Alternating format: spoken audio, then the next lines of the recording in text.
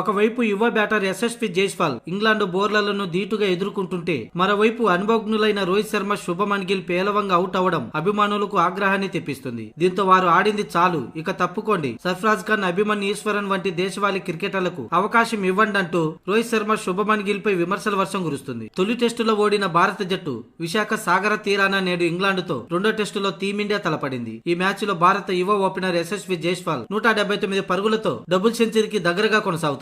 Senior బ్యాటర్లైన రోహిత్ శర్మ, శుభమన్ గిల్ స్వల్ప స్కోర్లకే వెనుదిరిగారు. హిట్మ్యాన్ ఇంగ్లాండ్ అరంగేట్ర బౌలర్ బషీర్ బౌలింగ్ లో క్యాచ్ అవుట్ గా వెనుదిరగగా శుభమన్ గిల్ అండర్సన్ బౌలింగ్ లో అవుట్ అయ్యాడు. గత 7 ఇన్నింగ్స్ లలో శుభమన్ గిల్ అండర్సన్ బౌలింగ్ లో అవుట్ అవడం ఇది 5వ సారి. గత కొంతకాలంగా వీరిద్దరు పేలవ ఫామ్ టీమిండియాకు భారంగా కనిపిస్తుంది. దీంతో వీరిపై సోషల్ మీడియా వేదికగా అభిమానులు విమర్శలు గుప్పిస్తున్నారు. ఇక తాజాగా సునీల్ గవాస్కర్ సైతం వీరిద్దరిపై ఆసక్తికర కామెంట్ చేశాడు. ఓ యువ ఆటగాడైన శుభమన్ గిల్ ఇలా ఆడాల్సింది కాదని ఎన్నిసార్లు చెప్పినా కూడా షాట్ సెలక్షన్ సరిదిద్దుకోలేకపోతున్నాడని, తనపై వేటుపడే అవకాశం తప్పక తదుపరి మ్యాచ్ లో జరగడం ఖాయంగా కనిపిస్తుందని, అలాగే కెప్టెన్ రోహిత్ శర్మ టెస్టులో పూర్తిగా నిరాశజనకమైన ప్రదర్శనతో నిరుత్సాహంగా ఆడుతున్నాడని, సహజ సిద్ధమైన తన ఆట తీరును కూడా ప్రదర్శించకుండా భయాందోళనంగా ఆడుతున్నట్లు కనిపిస్తుందని, వీరిద్దరి ఆట తీరు టీమిండియాకు ఏమాత్రం మంచిది కాదని సునీల్ గవాస్కర్ అభిప్రాయపడ్డాడు. ఇక మ్యాచ్ విషయానికి వస్తే తొలి రోజు 92 ఓవర్లలో 6 వికెట్లు కోల్పోయి 336 పరుగులు చేసింది. యశస్వి జైస్వాల్ 179 పరుగులతో, అలాగే రవిచంద్రన్ అశ్విన్ 5 పరుగులతో క్రీజ్ లో ఉన్నారు.